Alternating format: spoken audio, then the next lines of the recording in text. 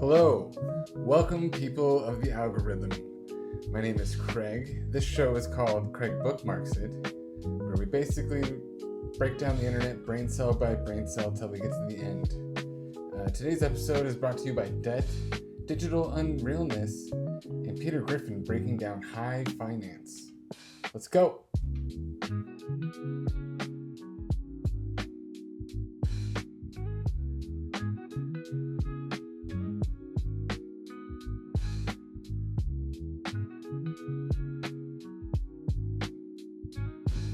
That's right.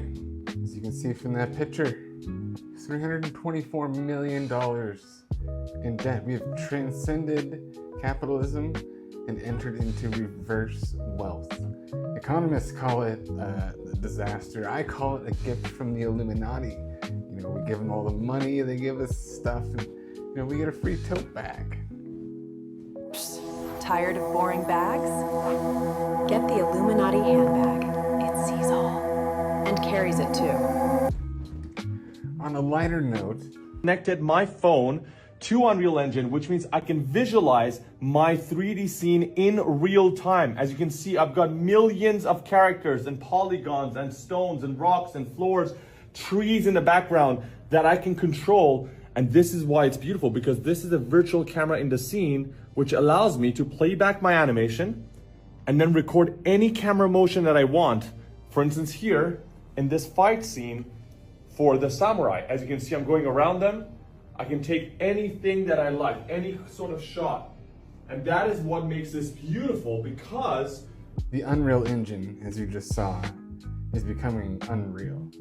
To be able to, use VR headset and control the camera as you're going through making your cutscenes for games. It's just getting out of hand. I'm really excited for the future of gaming and a billionaire CEO is dead. 4 people shot inside Blackstone's HQ. And the media's talking about the NFL? Nah, you ain't crazy. They're covering it up. Because when the internet laughed, memed it, and called it Luigi, they realized this wasn't just tragedy, it was a fucking signal. A message from the broke, from the ignored, from the generation that's done watching billionaires die of old age. So why aren't they saying her name? Because if they tell the truth that Wesley LePatner was a high-ranking, high-profile real estate exec, they got to admit something way bigger. That this system made people numb. That Wall Street deaths don't hit like they used to. That we're not sad anymore, we're just watching the scoreboard. So let's break down why they're barely saying her name. And when they do, it's like Blackstone employee, respected mom, tragic loss, cool. But who was she? She was the fastest kicking CEO of Bright. Exactly. Not some middle manager, not someone grabbing a coffee in the lobby. She ran a $53 billion real estate trust. That's not an employee, that's a power broker. So why downplay it? Because if people knew what Bright really does, they'd stop calling it a tragedy and start calling it blowback. Blackstone Real Estate Income Trust was founded in 2017. They've spent the last 8 years swallowing the housing market like a fast-risk kicking boy. We're talking $105 billion worth of homes ripped off the market, bought in bulk with cash, no negotiation. You try to put in a mortgage offer, they outbid you in seconds. You're not competing against families anymore, you're competing against Wall Street with a war chest, and they don't sell. They don't flip them, they don't resell. They hoard the homes and turn every single one into permanent rental inventory. So now, that house you dreamed of buying, you're paying double to rent it from a private equity firm. And guess who sets the rent price? Bright? Yeah, and in some cities, they're the only landlord. They've achieved monopoly control, especially in the Sun Belt. Atlanta, Charlotte, Phoenix, Tampa, whole zip codes are now owned by 1F asterisk Cricking Hedge Fund. So what happens when you control all the rentals? You raise the rent, and there's nowhere else to go. Bingo.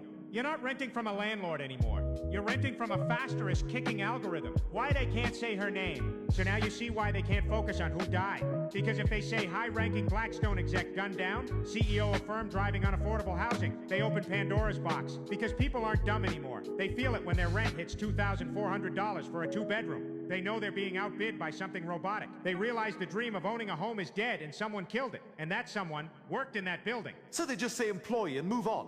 Yeah. Like she was stocking shelves, not architecting the financial structure that's pricing out a generation. They minimize her role to protect the illusion, because the moment you connect her name to the rent you pay, people stop scrolling and start looking for blood. There's something it makes me feel warm a little bit on the inside when I learn information from Peter Griffin. It's a great thing with AI is, allowing us to learn what we want from the voices that we want. The information in this video is a little concerning, but not. All I can say is that I don't condone violence in any way. Okay, now before we get into this next video, I don't know if anybody out there has seen Primer. It's a time travel movie, and they use like a storage unit to do the time traveling. Now this video, just watch the video. Have an update regarding the time traveler that went into my shed and disappeared. And this is gonna blow a lot of people's minds. And if you're still denying that this is real at this point, this is gonna change your mind. So just a quick recap, this guy walks around my backyard, goes to my shed, opens the door, goes inside, and disappears. Called the cops came, they went in the shed twice. He wasn't in there. I looked like an insane guy. The cops were like, what is this guy smoking? And you can see he never came back until the next day, right here. Notification on my camera that there's somebody in my backyard, and this guy leaves my shed. And he looks right at the camera too. That guy left my shed. But here's the craziest part. This looks like the same guy, maybe, glasses, whatever. Let's look at the other guy. This was the other guy. He noticeably aged. Looks like the same guy, but aged. So him again, and now him. Same facial features, whiter hair. So I don't even know what to think at this point. Somebody explain this. He literally left the same shed. You saw the camera I put before. There was no movement that whole night. Then the next day, this guy leaves the shed, looks right at the camera like he knows, and he looks noticeably older. I don't know, something's going on. Somebody explain what's going on in my shed. I'll be going there in about a week to give a tour, since a lot of people are asking. But yeah, it's crazy. Like, I don't even know.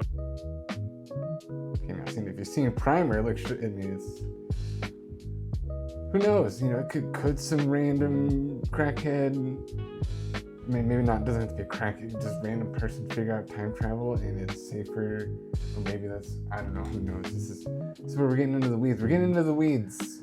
But, well, that's it. We've reached the end. Please like, comment, share, donate a few trillion to lower the national debt. In the next episode, we will be going over and in depth on why every third image on the internet looks like AI. Have a good day.